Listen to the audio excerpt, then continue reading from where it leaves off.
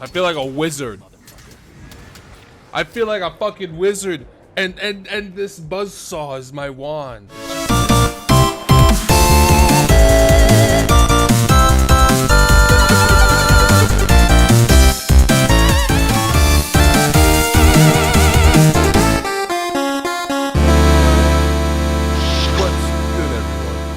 Back to the grid, and today I bring you Atomic Heart.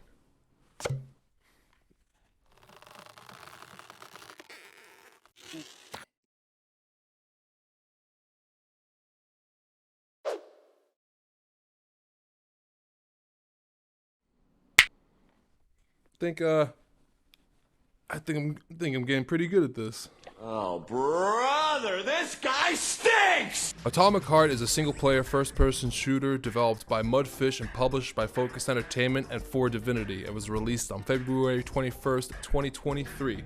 This game is pretty neat. Why is it neat? It's because it's inspired by other kick-ass shooters. Then there's nothing wrong with that. This game got some pretty good ratings. Some people feel a little mixed about it. We'll see. Let's dive right into it. Let's crispy some critters, why don't we? I'll do my best not to spoil anything in the story for Atomic Heart because it is interesting and tragic. So I think you guys need to hear those sudden twists and turns coming from me. So without further ado, let's keep it light on the spoilers, why don't we? The story of Atomic Heart is that you're playing an agent, P3, or his name is Sergey, and he is an agent in an alternate Soviet Union where they're kicking our ass a little bit. They're pretty advanced. It's kind of impressive, I'm not gonna lie to you. As an agent of this new regime, you're placed under the care of Dr. Sechenov, who really just gives off this evil wizard, mad scientist vibe right off the bat. Yes, Dr. Sechenov. I'll keep it safe. Report to the lab to complete your integration with the glove. I've got a full schedule today, so Mikhail Stockhausen will get you up to speed. I'll be in touch later. Roger that. You know, he just oozes antagonist, and you hate to like him a little bit. You gotta admire the man's ambition here. But as the day unfolds here, it looks like business as usual. P3's getting his upgrade and checking his systems and all that, and next thing you know, wham! Local malfunction, the game says. Basically, all the civilian domesticated robots start going wild and start killing everybody. Local malfunction. But with all the staff and the civilians living on the facility all getting murdered, P3 is now sent and tasked to figure out who's responsible for this. Or maybe there's something even more sinister to the plot. Who knows? Now, the game starts off slow at first just to get you used to the mechanics and how to fight melee-wise, because sometimes if you run out of ammo, you have no choice but to rely on your melee weapons. And you can upgrade them. Oh boy, can you upgrade them. However, when you do get outside of the first half of this game and you get your open world to explore, you'll be able to use anything and everything you can get your hands on to upgrade your weapons and make yourself a formidable foe against the Tin Man army, basically. But I hear you saying, Comrade Giggs, how do I prepare myself? 2 words, testing grounds. Oh yeah, that's right, there's lots of tests. And if you miss them, you will pay dearly for them. Because I started to go through the game without doing some of the testing grounds, and I got my ass kicked. Rightfully so. You have enemies that are metal, and then you have enemies that are organic. You have your robots, and you also have the mutants. You also have other bosses like Ploosh. With the 7 bosses that you get throughout the game, my 2 favorite would have to be Dewdrop, which is an underwater sea pump, and of course the lovely twins right and left. Ladies. Ladies. Oh boy. Oh, ow. Oh, no thank you. No, not today. I'm not feeling it.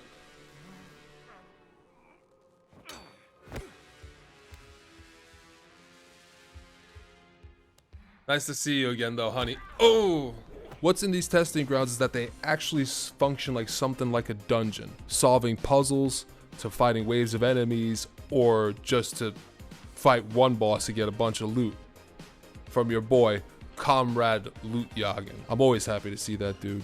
And once you're able to get all your goodies from your testing grounds, once you've maxed out some of your melee weapons, they could do some pretty amazing things. And there's a lot of weapons in this game, and they're great. All of them. Two of my favorites were the Kalesh and Zizhdovchka.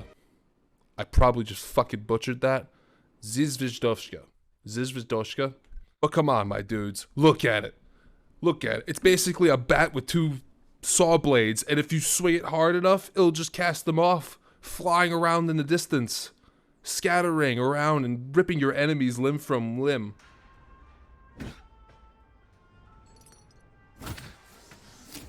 God, I fucking love doing that. So satisfying.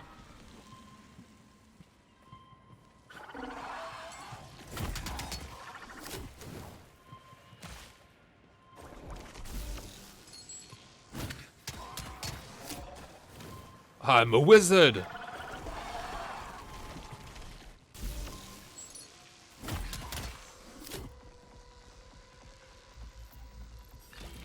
Get fucked, nerd.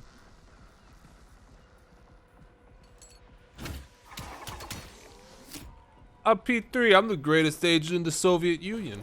Everything from the world, to the lore, to the soundtrack, to the enemy design, to the weapon design, and to the way that you could just, you know, craft and upgrade your character. Gabe does everything very well.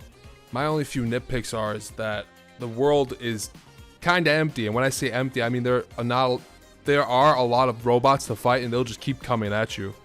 But there's not much to do besides the testing grounds and running into a building to find a nifty recording here and there, or to just get more supplies, which is useful. But when you say open world, people usually anticipate more, you know, content, not as much as just looking through drawers and stuff, just more things to do and content to interact with.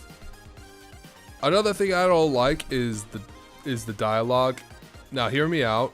For my English speaking viewers, the English dialogue is a little rushed. It's a little rushed, and it feels there's no weight.